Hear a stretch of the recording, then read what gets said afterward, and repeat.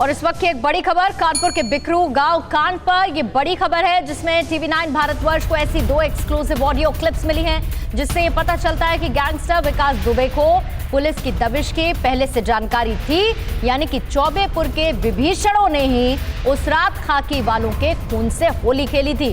TV9 Bharatvarsh के पास 2 audio clip हैं। बिकरू गांव कांड के तत्काल बाद ये ऑडियो क्लिप यानी कि बातचीत है। इसमें तत्कालीन एसएसपी दिनेश कुमार और तत्कालीन चौबेपुर एसओ विनय तिवारी के बीच की कॉन्वर्सेशन है।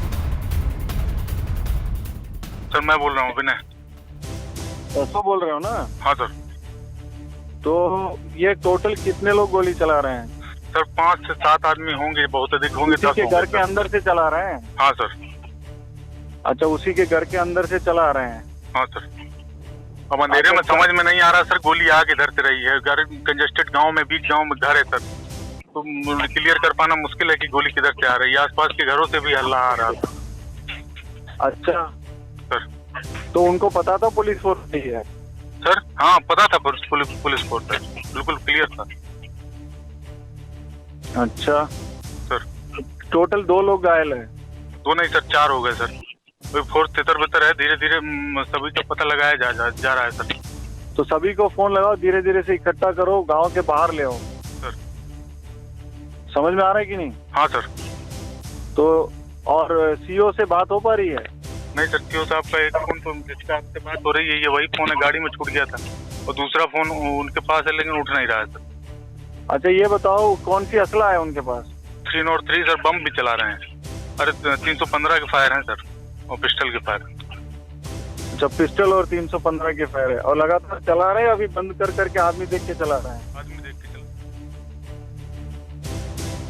तो देखिए, इस बात में सीधे तौर पर ये बात भी सामने आई जिसमें बातचीत में विनय तिवारी ने माना कि विकास दुबे मौके पर घात लगाकर बैठा था, यानी कि उसको इस बात की जानकारी थी कि पुलिस वाले वहां पर पहुंचने वाले हैं, और ये इंफॉर्मेशन लीक हुई। सभी पुलिसकर्मियों को विनय तिवारी फायरिंग के वक्त छोड़कर भाग आया था।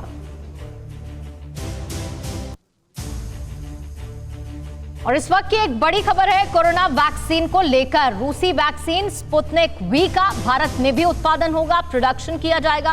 वैक्सीन उत्पादन के लिए भारत के संपर्क में रूस है।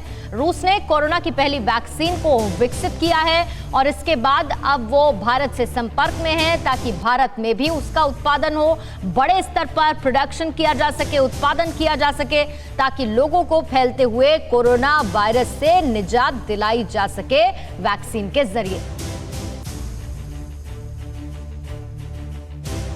कोरोना के मोर्चे पर हमेशा की तरह आज भी चिंता भरी ही खबर है, क्योंकि 24 घंटे में देश में 1000 से ज्यादा मौतें हुई हैं और 24 घंटे में 66,000 से ज्यादा नए केस सामने आए। 64,000 मरीजों के रिकवर होने से जरूर थोड़ी राहत है, लेकिन देश में अब कोरोना मरीजों की संख्या 32 लाख के पार हो चुकी है और अब तक 59,612 लोगों की कोरोना से मौत हो चुकी है, जिसमें 1000 का आंकड़ा पिछले 24 घंटे का ही है। जी हां, 1000 मौत पिछले 24 घंटे में देश में कोरोना वायरस की वजह से हुई है और ये आंकड़े चिंता बढ़ाने वाले हैं।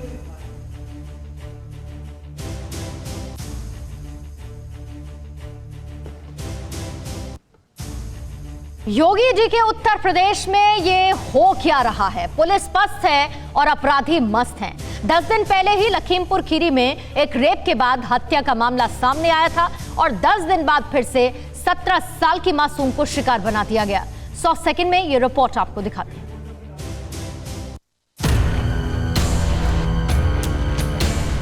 कत्ल की एक खबर से पूरे इलाके में सनसनी मच गई है।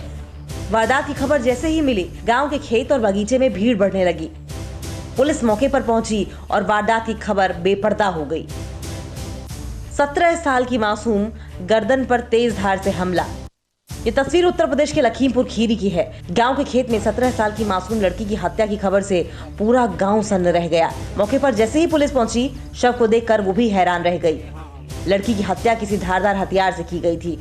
उसकी गर्दन पर चोट के निशान थे, जबकि लड़की की हत्या करने के बाद शव को गांव से 200 मीटर सूखे तालाब के पास फेंक दिया गया था। मासूम से रेप फिर हत्या, मासूम का कातिल कौन? शव के पोस्टमार्टम के बाद इस बात की पुष्टि हो गई है कि पहले लड़की के साथ रेप की वारदात को अंजाम दिया गया, फिर उसकी हत्या कर दी गई। बहुत ढूंढा ढांढा यहाँ लोकेशन खोलकर, लग कुछ नहीं रहा, हम कोई चीज़ नहीं लग रही, किसी पे शक नहीं है ना कोई चीज़ है। ऐसे कैसे कहने लगे किसी को? अरे लगा, हमको तो लगा है कि किसी ने मार डाला है, जब गला भी कटा है। और इसके अलावा कोई और बात यहाँ नहीं, वो हमको कोई दिक्कत नहीं दिखाई दे रही थी जो पीएम रिपोर्ट बताया। हमको लगता है कि किसी ने मार डाला है जबरदस्ती। सवाल यह है कि क्या यूपी में बदमाशों को पुलिस का खौफ खत्म हो गया है? अभी 10 दिन पहले ही लखीमपुर खीरी में एक 13 साल की मासूम से रेप की वारदात को अंजाम दिया गया था, फिर उसकी हत्या कर दी गई। इस दर्द से अभी गांव उबर भी नहीं पाया था कि दूसरी वारदात ने पूरे इलाके में सनसनी मचा दी। फिक्र आपकी, सोमवार से शुक्रवार रात 9 बजे सिर्फ TV9 भारतवर्ष पर।